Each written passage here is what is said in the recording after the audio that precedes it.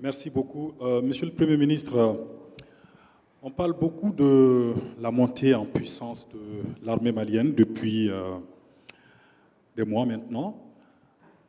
On parle très peu de l'équipement et de la formation des femmes, notamment au plan financement. Comment est-ce que vous êtes en train de financer cette montée en puissance de l'armée malienne? Vous avez quel argent pour équiper ces femmes? Pourquoi cette question? Parce que certains médias parlent de la mise à disposition de certains de nos partenaires des mines. Aujourd'hui, que répondez-vous à ces allégations? Est-ce vrai? Et concrètement, à ce jour, combien l'État malien a mis dans l'équipement des femmes? Je vous remercie. Ma question porte sur où en sommes-nous aujourd'hui avec la mise en œuvre intelligente de l'accord pour la paix et la réconciliation nationale issu du processus d'Alger. Monsieur le Premier ministre, on va donc partir avec ces deux questions. Vous savez, comme on dit, l'armée et l'argent n'aiment pas beaucoup le bruit. Ce qui intéresse les Maliens, c'est est-ce que les moyens mis à la disposition de l'armée sont utilisés à bon escient. Aujourd'hui, l'écrasante majorité des Maliens a le sentiment que la sécurité s'améliore. Je ne dis pas qu'elle est totale, mais elle s'améliore. Nous n'assistons plus à la destruction massive des villages entiers, des camps militaires qui tombent et des militaires par dizaines qui sont tués. Aujourd'hui, l'armée a détruit l'essentiel des sanctuaires des groupes terroristes, qui sont aujourd'hui réduits par petits groupes, attaquer les villages, les obliger à déménager, attaquer des forêts.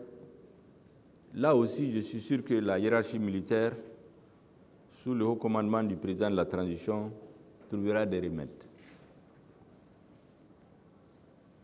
Je vous ai dit qu'on est l'une des rares armées à laquelle les circonstances de l'histoire ont imposé le fait qu'elle doit s'équiper, se former et faire la guerre en même temps.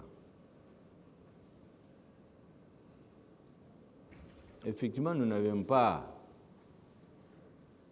d'équipement, surtout les vecteurs aériens. Nous tombions en panne de munitions. Nous n'avons pas de soldats équipés. Souvent, on envoie 200, il y a 100, 150 qui ont des fusils, des armes, d'autres n'en ont pas. Ceux qui en ont tombent en panne de munitions. Ça, ce n'est pas des secrets que je dévoile, mais c'est la réalité. Et c'est là que certains se plaisent à dire les militaires fuient. Quand vous envoyez quelqu'un au front, vous ne lui donnez pas des armes. Quand vous lui donnez quelques armes, vous ne lui donnez pas des munitions. Vous ne lui donnez pas à manger, vous ne lui donnez pas à boire. Mais il fait quoi? Il n'y a pas de munitions. On commence les combats. 1 heure après, il n'y a pas de munitions. Qu'est-ce qu'ils font? C'est ce qu'on appelle fuite. Ce n'est pas de la fuite. Aujourd'hui, c'est le contraire qui se passe.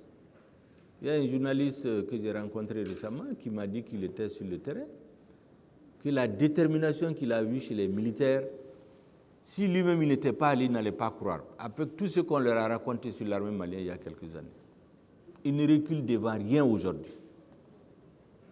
Parce qu'ils ont confiance dans le commandement. Ils ont confiance qu'on ne va pas les abandonner. Ils ont confiance que ceux qui tombent sur le terrain, leurs veuves et leurs enfants ne sont pas abandonnés. Je ne reviens pas sur tout ce qui a été fait en matière de prise en charge des enfants, des militaires qui tombent sur le terrain. Leur salaire qui est payé pendant près d'une dizaine d'années. Les enfants qui sont pris en charge par l'État jusqu'à la majorité. Et ainsi de suite, ainsi de suite. On demande comment on finance les armes. Bon, je me demande pourquoi on ne nous demande pas où est-ce que vous avez trouvé 200 milliards pour augmenter les salaires des travailleurs pendant que vous êtes en guerre. Personne ne nous a posé cette question. Personne ne nous a posé la question, comment, alors que vous n'avez aucune aide budgétaire, vous augmentez la subvention aux engrais de 70% en un an. On ne nous pose pas la question. Ce que je voudrais dire, c'est que les équipements qu'on paye, il y en a d'autres avec qui on a payé. Ils l'ont bloqué, ils n'ont pas dit d'où vient l'argent. On achète des avions qu'on ne nous donne pas. On ne nous a jamais dit pourquoi, où est-ce que vous avez l'argent pour les payer. C'est des questions effectivement qu'ils posent. Il y a même certains qui disent c'est pour piller les ressources du Mali. Je vois des commentateurs. Mais eux, ils connaissent les intérêts du Mali plus que les Maliens.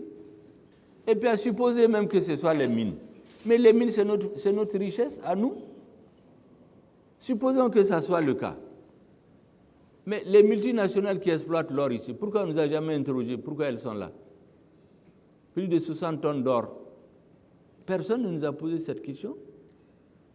Donc c'est des questions auxquelles on ne répond pas parce qu'on sait que ceux qui les insinient au niveau international, et vous faites bien, M. Traoré, de poser la question, parce que ça nous permet de répondre à tous ces commentateurs très savants qui expliquent au monde entier comment le Mali achète les armes avec la Russie. Nous les achetons avec nos richesses propres. Et c'est notre gouvernement qui décide. Ceux qui ont coupé l'aide budgétaire en pensant qu'avec ça, le gouvernement allait tomber, ils avaient donné 10 à 15 jours.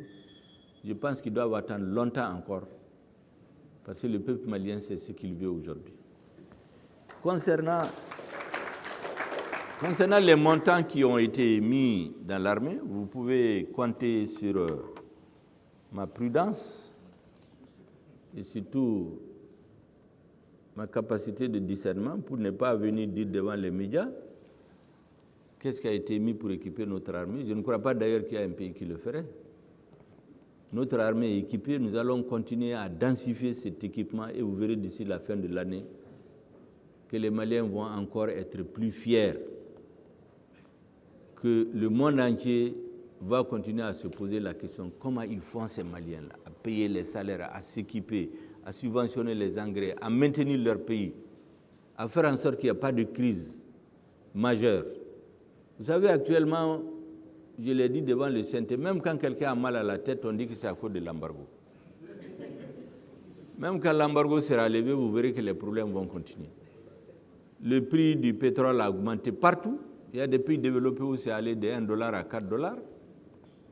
D'autres, c'est de $1 à $2. Dans certains pays, le litre d'huile, le prix a été multiplié par 10 et même ça a disparu de certains rayons. Il n'y a pas d'embargo chez eux. Et nous, malgré l'embargo,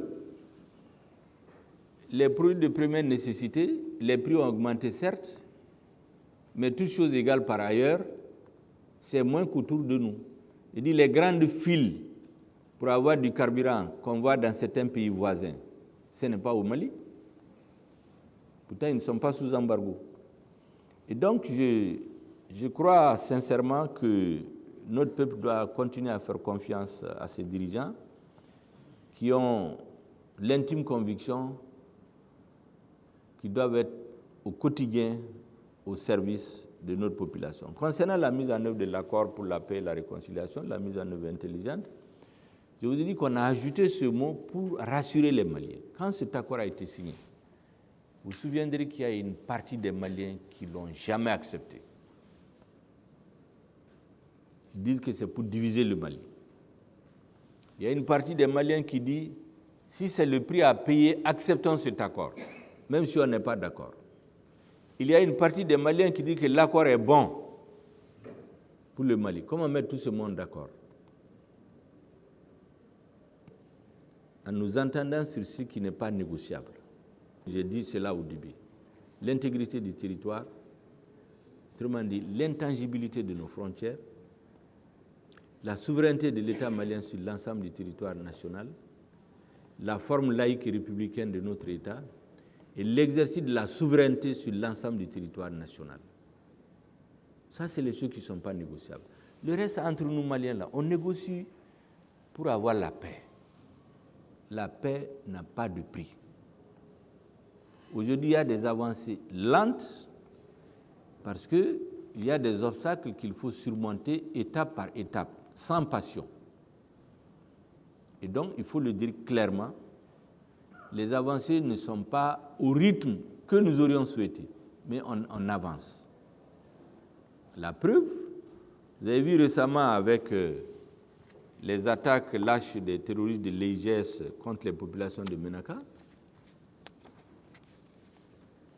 les mouvements armés ont collaboré avec l'armée malienne pour contrer leur offensive. Je pense que c'est des exemples qui vont se multiplier au fur et à mesure pour que la confiance devienne de plus en plus forte entre les Maliens et que nous arrivions un jour à tourner la page.